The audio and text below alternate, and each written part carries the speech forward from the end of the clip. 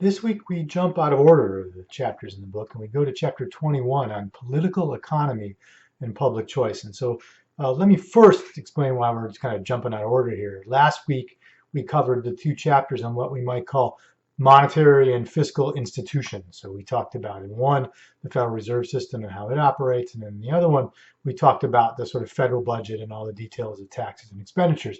And so that gives you a kind of institutional lay of the land about monetary and fiscal policy. Next week, we're going to look at the two chapters on monetary and fiscal policy, right, to sort of see how those institutions actually behave faced with opportunities to engage in policymaking. But in between those two, I thought it seemed right to insert this chapter. What this chapter does is to talk about the ways in which government operates and sort of why we cannot expect government and the political process to produce ideal public interested outcomes. So that's the overarching theme of the chapter, and sort of the question of the comparison between political institutions and market economic institutions. So what I want to do, however, with this chapter 21 is not talk about what's in the chapter per se. I don't think it's very difficult. It's certainly not very long. Those concepts are pretty straightforward. There's some great supplementary videos too that will help you understand them. What I want to do is to do something I think the chapter unfortunately doesn't do, which is to tell you why. Sort of why would we talk about this? Why is it interesting? Why is it important? And it will help answer the question of why Horowitz put it out of order earlier in the semester.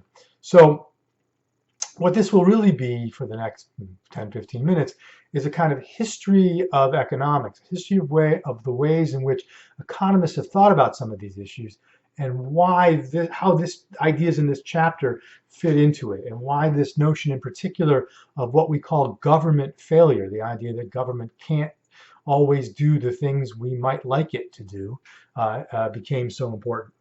So let me start with a story. The story goes like this. There was once a king, and the king decided that he needed a court singer. That is, he needed an official, official singer for the court. And so he got his members of his staff together and said to them, "Go out into the land and audition singers and bring me back the best two," sort of, America's Got Talent or something here. And so they did.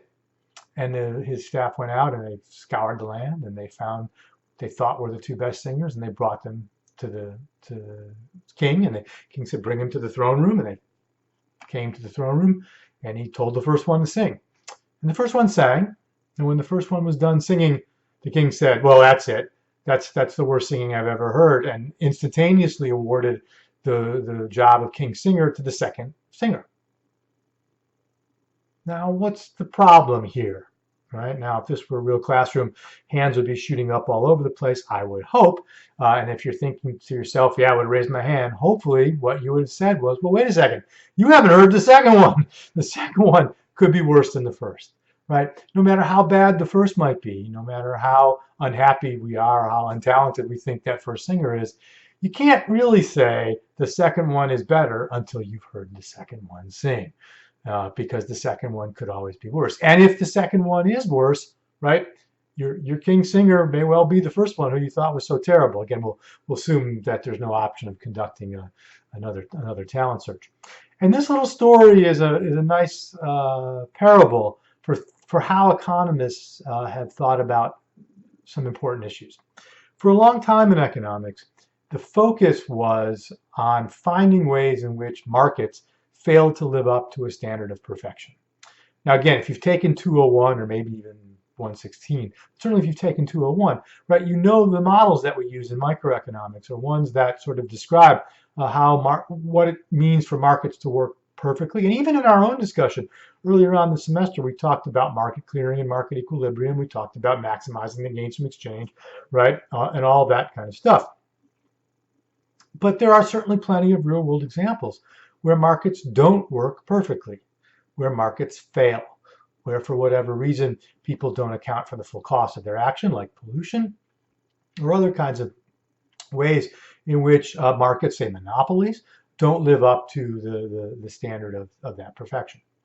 And so the thinking in economics was, for a long time, go around, find these market failures, propose solutions for them that on the blackboard look like if government would step in and do these sorts of things, we'd solve the problem. So just as a simple example with pollution, if government would just step in and tax the polluting behavior, it would raise the cost of that. It would add cost to it. It would lead to polluters doing less of the polluting behavior. And to the extent they did it, that the taxes that they paid on it could be used to redistribute to make better the victims of that pollution. And so that would solve the problem of the people who are polluting not taking account of the costs.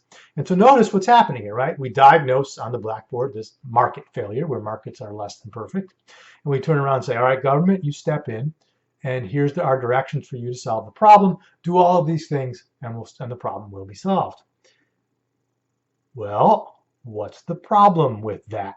Hopefully the same number of hands are now going up, right, that went up with the King Singer story. Why assume that government can actually do the things that we draw up on the blackboard? If markets can fail to achieve the perfection we draw up in our blackboard models, why should that be any less true of government?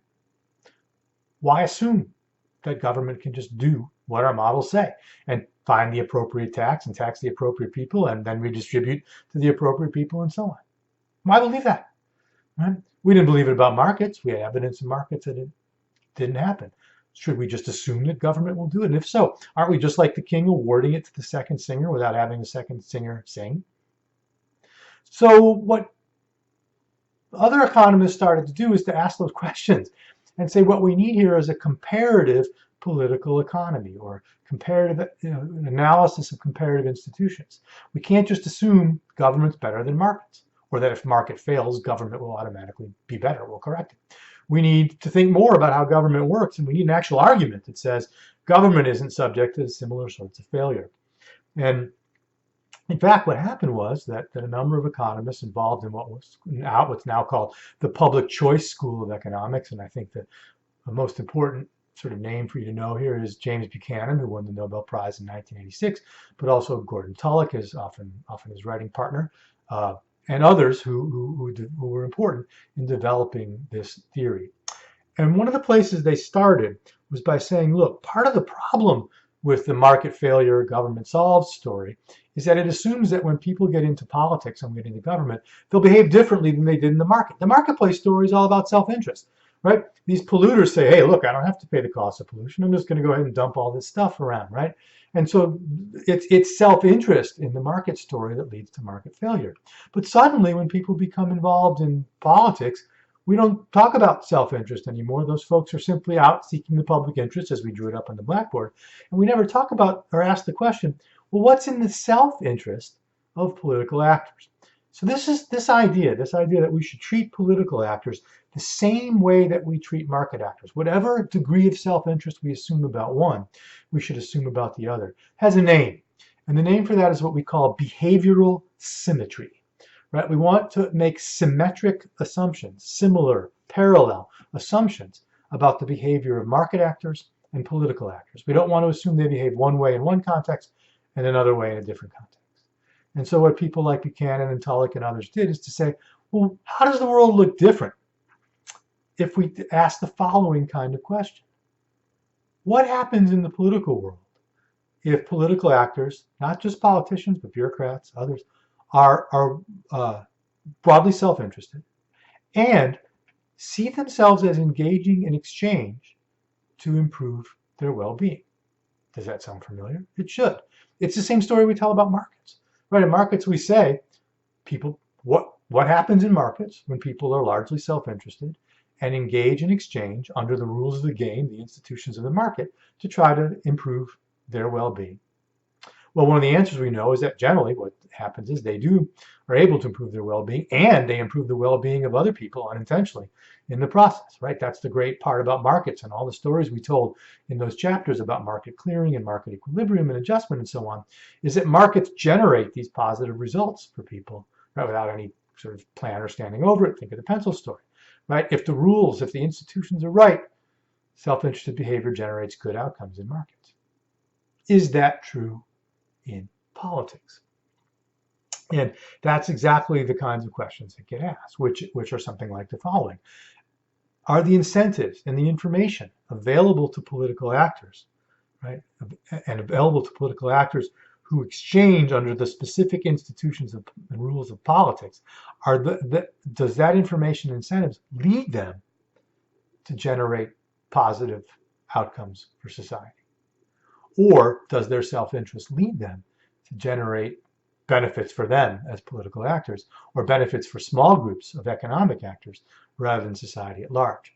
And you'll see in some of the examples in the textbook and in the supplementary videos, examples of how it happens that self-interest under political rules and institutions leads to outcomes that don't serve the public interest, that serve the interests of the political actors, and to some degree, some economic actors. In fact, one of the things we'll see is that economic actors can gain by using the political process, but gain for themselves in a zero-sum game, taking from other people. That is unlike in the market, where the gain of economic actors, Steve Jobs, Steve Gates, all the rest of Bill Gates, all the rest of them gain, right,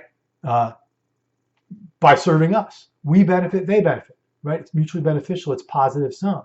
The problem in politics is the game is often zero-sum or often negative sum, right? The political actors gain at the expense of others, not by improving them in the process.